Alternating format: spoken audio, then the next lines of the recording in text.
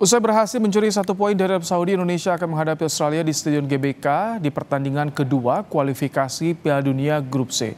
Ulasannya kita bahas, saudara, bersama dengan pengamat sepak bola Wesley Huta Galung. Selamat petang, Bung Wesley.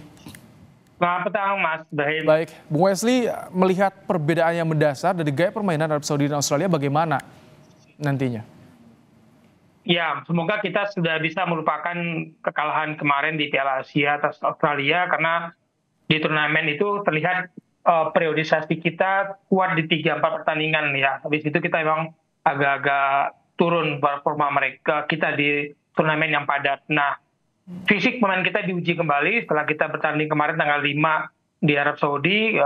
Peluang kita sebenarnya untuk menghadapi Australia dengan penampilan yang terutama ya, Mas Ibrahim, terutama yang diperlihatkan di babak pertama, harusnya kita boleh pede, kita dapat poin lagi dari Australia. Meskipun kekalahan Australia kemarin dari Bahrain menurut saya banyak disebabkan oleh error mereka sendiri, sering pelepasan bola dan sering menerima serangan balik dari Bahrain. Karena Bahrain menurut saya tidak terlalu istimewa, bahkan banyak sandiwaranya di lapangan, itu juga nanti ketika ketemu Bahrain kita waspada itu. Tapi menghadapi Australia, kita harus yakin kalau performa babak pertama melawan Arab Saudi bisa ditampilkan kembali oleh Ites dan kawan-kawan, saya yakin kita dapat poin. Tadi Anda singgung soal fisik. Melihat dari line up kemarin, apakah ini formasi inti dari timnas? Lalu bagaimana dengan lapis kedua untuk menambah jika masalahnya soal fisik? Sejak Sintayong aktif menangani tim nasional kita Januari 2020, yang selalu saya tunggu kan memang kejutan starting lineup. Ada saja kejutan komposisi yang diturunkan oleh Sintayong, lalu gaya bermain juga mengejutkan. Kemarin kan kita dikejutkan tidak ada Marcelino di lini tengah yang biasanya sebagai salah satu tombak serangan kita di timnas. Lalu gaya bermain kita, defense kita benar-benar bagus di tengah. Jadi ketika garis pertahanan kita tidak terlalu ke belakang, ancaman tidak terlalu sering datang. Itu yang diberikan di babak pertama, sehingga kemudian babak pertama Arab Saudi hanya punya 4 tembakan. Lalu ketika babak kedua kita mulai mengalami kondisi fisik dan tekanan yang bertubi-tubi dilakukan oleh tuan rumah Arab Saudi, dan kita garis pertahanan semakin mundur, 13 kali loh Arab Saudi melakukan tembakan dibandingkan 4 tadi di babak pertama. Jadi babak pertama ini menjadi modal kita untuk menghadapi Australia. Harus kembali performanya seperti babak pertama ketika menghadapi Australia. Siapa kejutannya? Starting lineup kita bisa menjadi ada tambahan ya, mungkin Hubner bisa bermain di belakang, tapi penggantian pemain babak kedua yang memang saya tunggu, karena kita punya kedalaman squad yang bisa mengejutkan Australia ketika fisik Australia sudah tergerus di Soekarno-Hatta. Ini kalau saat ini Hubner sudah bisa main karena selesai sanksi akumulasi, kemungkinan akan jadi starter atau bagaimana kira-kira analisa Anda? Iya, mungkin 3 itu Hubner dan Rizky Ridho. Saya masih berharap Rizky Ridho kembali ke forma terbaiknya, ke top performnya. Lalu Ites sebagai pemimpin kapten yang kelihatan sekali berbeda gaya bermainnya, dan kita suka gaya kepemimpinan Ites. Mungkin 3 itu boleh disebut ya, Justin Hubner mendampingi Rizky Ridho dan Ites di GBK. Oke, itu lini belakang nih yang tampaknya Anda akan sedikit otak-atik dengan masuknya Hubner. Dari pemain Australia, lini mana yang patut diwaspadai menurut Anda, Bung Wesley? 3 pemain di lini serang mereka ya, kalau mereka main 4-2-3-1, Martin Boyle, kemudian Goodwin, si Metcalf, itu menurut saya memang fisik mereka tergerus ketika menghadapi Bahrain, tapi ini tetap diwaspadai, terutama kalau garis pertahanan kita terlalu mundur, Mas Ibrahim, terlalu ke belakang. Pelanggaran yang dilakukan, yang mereka akan pancing pemain kita melakukan pelanggaran, itu menguntungkan dengan bola-bola mati. Kenapa? Pelanggaran dekat sekali ke gawang kita kalau garis pertahanan kita itu terlalu mundur, terlalu ke belakang. Kalau absennya Kusini Yengi gimana, Bung? Berpengaruh tidak? Ya, pasti ada pengaruhnya. Tapi kan kemarin juga penampilannya juga nggak terlalu spesial ya di dalam formasi 4-2-3-1. Saya pikir tendangan dia kemarin nggak sengaja juga ya, apes lah Australia. Tapi bukan dia yang pemain berbahaya. Menurut saya pemain berbahaya adalah ketika mereka melakukan serangan dari second line dan memancing pemain kita melakukan pelanggaran-pelanggaran yang berbahaya di dekat kotak penalti. Tapi ini bakal jadi tantangan nggak, karena Australia banyak pemain mereka yang malang melintang di Eropa nih, Bung Wesley?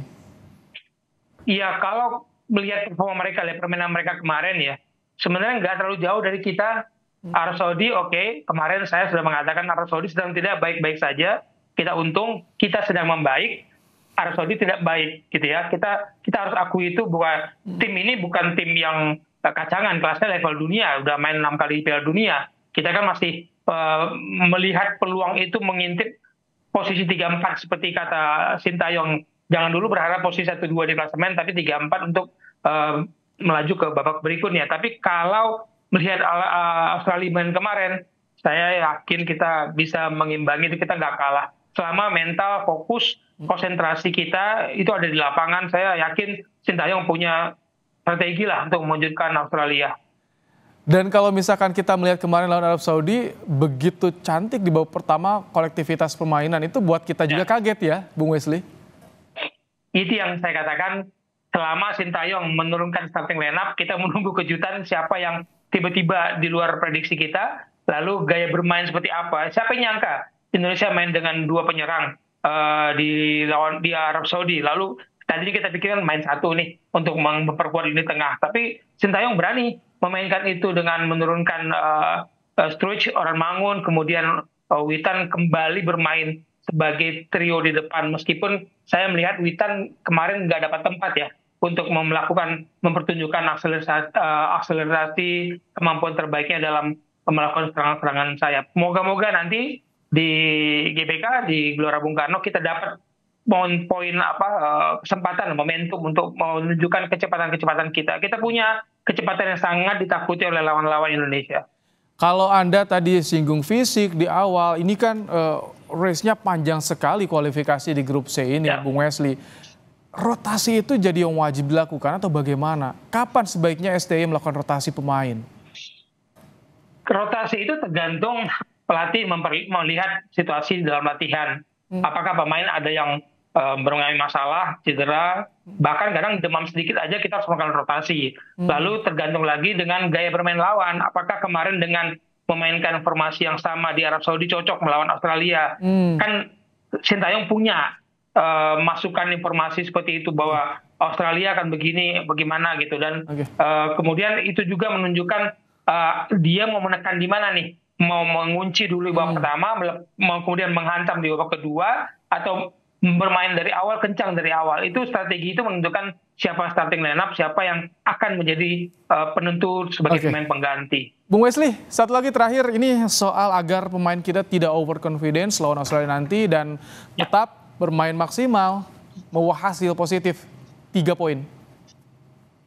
Ya, saya harap semua pujian, euforia kemarin kita mendapat poin dari Arab Saudi, selesai di Arab Saudi. Ketika pulang kembali kita sudah fokus menghadapi pertandingan melawan Australia, fokus juga ke dalam mengikuti strategi yang disiapkan oleh Sintayong dan tim pelatih, bahwa biarkan puja-puji, euforia itu ada di sosial media, ada di netizen, ada di masyarakat Indonesia, tapi tidak boleh masuk ke kamar pemain, tidak boleh masuk ke kamar ganti di stadion, karena memang harus fokus, dan kita belum selesai. Mimpi ini sudah ada di depan mata, Mas Ibrahim. Jangan sampai mimpi kita kemarin Olimpiade sudah gagal, ini mimpi ada peluang lagi nih.